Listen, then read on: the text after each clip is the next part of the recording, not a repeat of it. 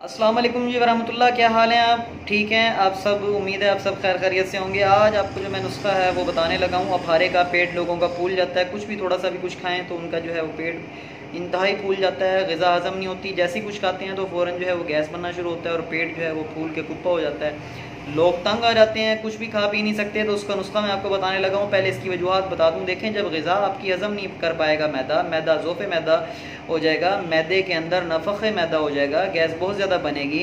जब ग़िज़ा हज़म नहीं कर पाएगा, वीक हो जाएगा मैदा, तो जब ग़िज़ा पड़ी रहेगी तो फिर उससे गैसेस पैदा होती हैं। उससे जब गैसेस पैदा होती हैं तो फिर सर पकड़ा जाता है, पेट आपका फूल जाएगा। जो नुस्खा आपको बताने लगा हूँ आपके किचन से इलाज है, इसको ज़रूर कीजिएगा, घर पे बना के रखें। आपने लेना है 50 ग्राम पुदीना ताज़ा लेके उसको आप खुश कर लें। 10 ग्राम आपने लेनी है छोटी इलायची, 10 ग्राम आपने लेनी है बड़ी इलायची, ये दोनों चीज़ें भी आपके पास किचन में मौजूद हैं। और 10 ग्राम आपने लेना है नमक स्याह, ये चौथी चीज़ भी आपके पास किचन में मौजूद होती है। ये चारों चीज़ें आपके पास किचन में मौजूद हैं।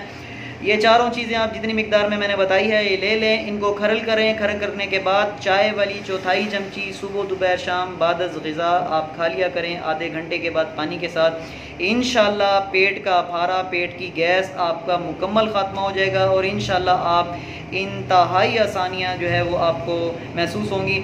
मेरे ये नुस्खा अगर आपको पसंद आया हो तो इसको आप शेयर कीजिएगा। मेरे चैनल को नए आने वाले सब्सक्राइब जरूर कर लें, क्योंकि मैं इंतहाई आसान, सादा और सहल जो है इलाज आपको बताता होता हूँ। दुआओं में याद रखिएगा। अस्सलामु अलैकुम वरहमतुल्लाह।